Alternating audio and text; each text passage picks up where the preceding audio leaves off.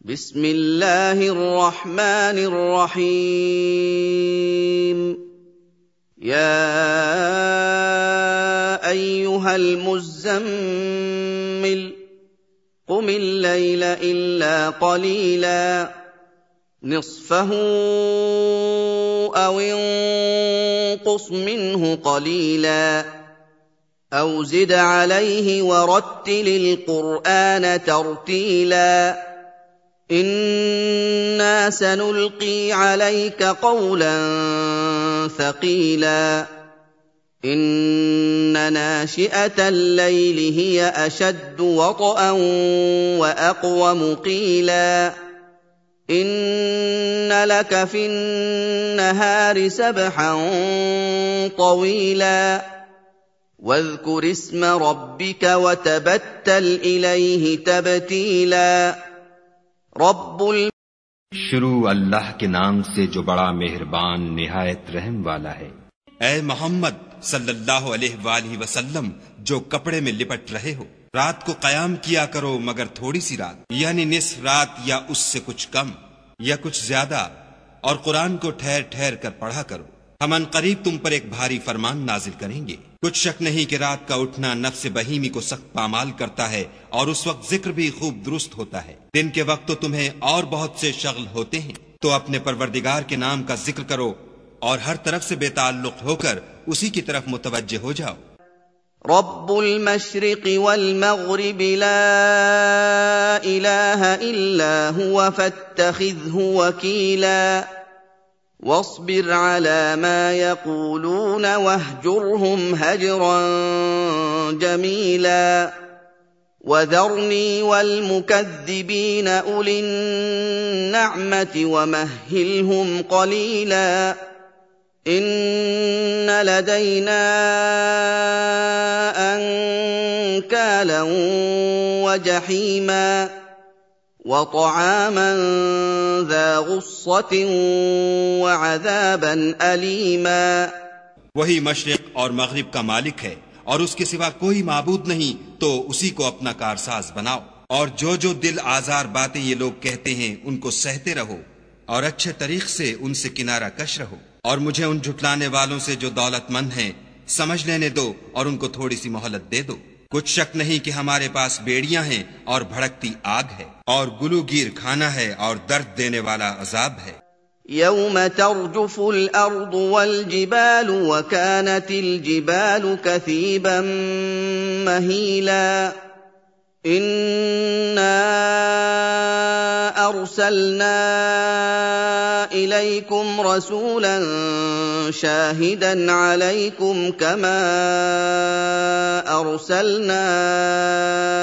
इला फिरऔन रसूला फअसा फिरऔन الرसूल फअखذनाहु अखذन वबीला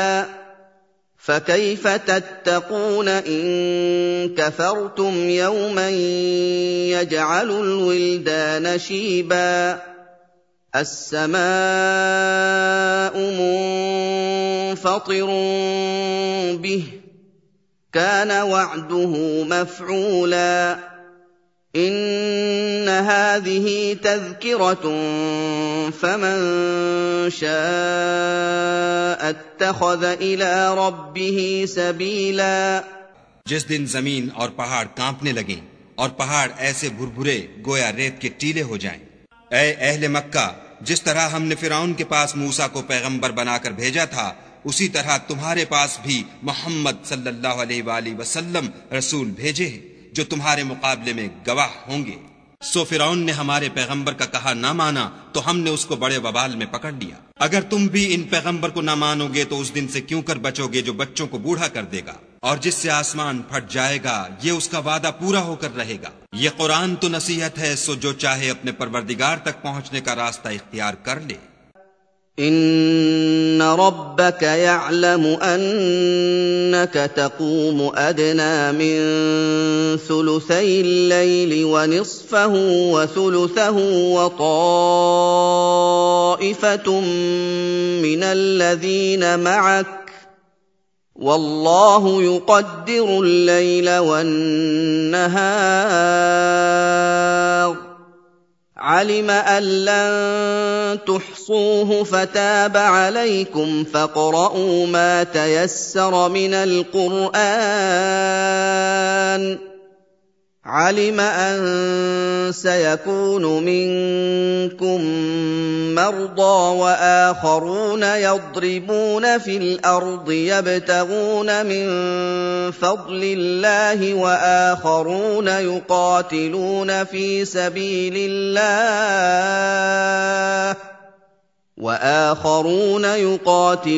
فِي سَبِيلِ اللَّهِ فَاقْرَءُوا مَا تَيَسَّرَ مِنْهُ ۚ وَأَقِيمُوا الصَّلَاةَ وَآتُوا الزَّكَاةَ وَأَقْرِضُوا اللَّهَ قَرْضًا حَسَنًا ۚ وَمَا تُقَدِّمُوا لِأَنفُسِكُم مِّنْ خَيْرٍ تَجِدُوهُ عِندَ اللَّهِ هُوَ خَيْرًا وَأَعْظَمَ أَجْرًا ۚ وَاسْتَغْفِرُوا اللَّهَ ۖ إِنَّ اللَّهَ غَفُورٌ رَّحِيمٌ।